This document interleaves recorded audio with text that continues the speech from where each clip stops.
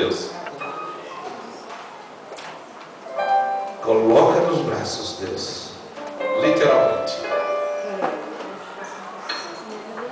Literalmente.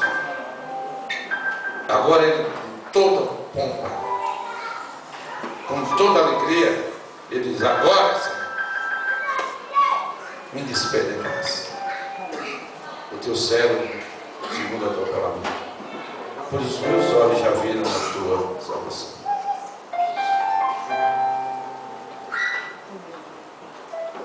O verso 34 diz: Simeão abençoou-os. Abençoou-os. Eu quero abençoar essa criança. Fique de pé. Abençoar em nome do Senhor Jesus. Alívio. Aquela pergunta prática.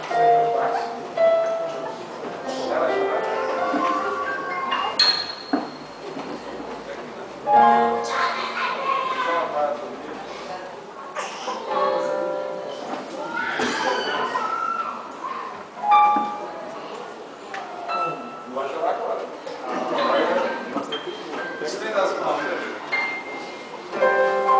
Pai, está aqui a pequena Lívia, Pai. Essa terra linda, Deus, que o Senhor trouxe ao mundo. Eu quero te pedir que a bênção do Senhor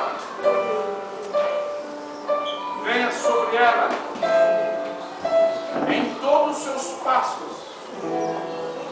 Seja marcada esta vida pela bênção do Senhor, que vai estar enriquecendo a Lívia, sem acrescentar nenhum dia, nenhuma dor. Abençoa seus pais, que a bênção do Senhor também possa acompanhá-los em todos os seus segmentos da vida. Pai, eu te agradeço por poder ter essa honra de abençoar no teu nome.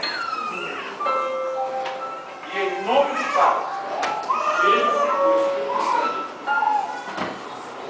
eu te abençoo, eu te consagro para o Senhor. Amém.